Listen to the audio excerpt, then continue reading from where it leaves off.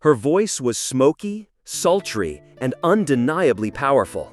From the jazz bars of Camden to the grandest stages around the globe, Amy Winehouse was more than just a singer, she was a force. Her music, raw and brutally honest, revealed a soul tangled in turmoil and longing. She didn't just perform her songs, she lived them. But behind that beehive hairdo and winged ironliner was a woman battling demons far deeper than anyone truly knew.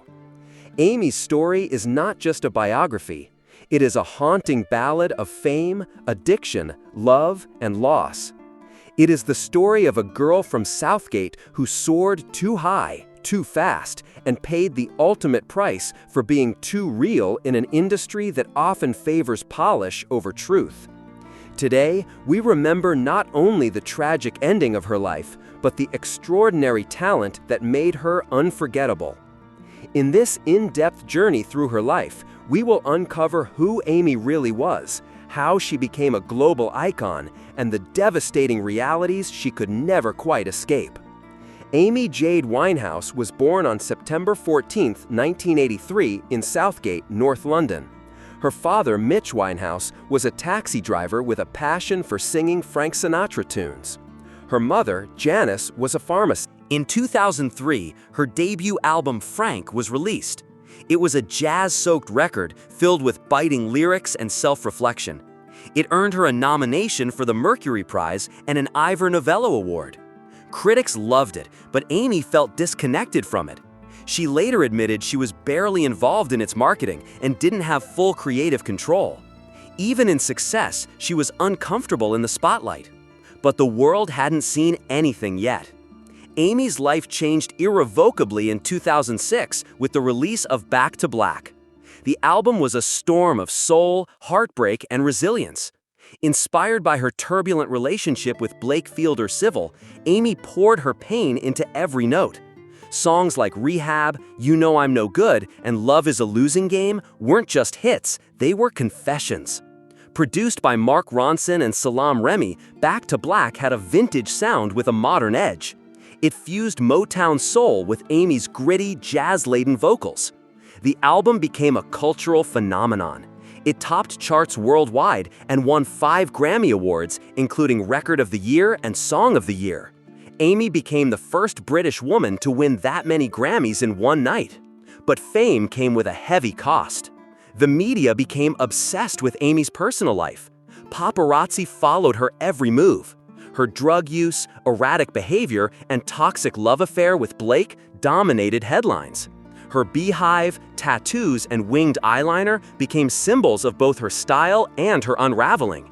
She was dubbed the train wreck by tabloids, a cruel label for a woman clearly in pain.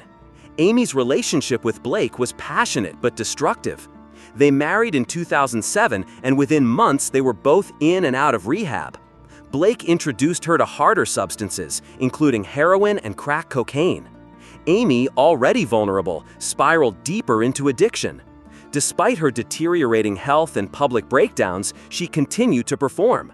Sometimes she shone, other times she stumbled. The world watched, transfixed by the spectacle and seemingly powerless to intervene. Beneath the scandals and headlines was a woman deeply yearning for love, stability, and purpose. Amy wasn't just a victim of addiction or the media, she was a deeply sensitive soul who felt things too intensely. Her friends described her as loyal, hilarious, and endlessly generous. She was known to hand out money to strangers, give away clothes, and check in on people she barely knew. Yet she couldn't seem to extend that same compassion to herself. She struggled with bulimia, a battle she fought quietly and one that her mother would later reveal had plagued her for years. Her self-image was distorted not by fame, but long before it. The pressure to be someone else, to live up to industry expectations was suffocating. Amy's songs reflected her inner turmoil. They weren't just performances, they were emotional exorcisms. Her relationship with Blake crumbled. They divorced in 2009, and though Amy had periods of sobriety, she often relapsed. Still, she tried. She attempted comebacks. She wrote new material. She traveled. But something was always missing. The girl who once commanded stages now seemed like a ghost of herself. Friends and collaborators hoped she'd return stronger. There were glimpses. Her duet with Tony Bennett in 2011 showed a more composed Amy. He later described her as one of the greatest jazz singers he had ever known, comparing her to Ella Fitzgerald and Billie Holiday. But those moments were rare. In July 2011, Amy performed what would be her last concert in Belgrade, Serbia. It was a disaster. She was visibly impaired, forgetting lyrics, stumbling on stage, and being booed off by the crowd. It was a heartbreaking scene. A woman once celebrated for her raw brilliance now looked utterly lost. Just weeks later, on July 23, 2011, Amy Winehouse was found dead in her Camden home. She was 27. The cause was alcohol poisoning. Her blood alcohol level was more than 5 times the legal limit. She joined the tragic 27 Club, alongside artists like Jimi Hendrix, Janis Joplin, Jim Morrison, and Kurt Cobain. The world mourned. Fans lit candles outside her home. Tributes poured in from across the globe. But beyond the sorrow was a lingering sense of guilt. Could we have done more? Did the public and press exploit her vulnerability instead of helping her? Amy Winehouse's legacy is complex.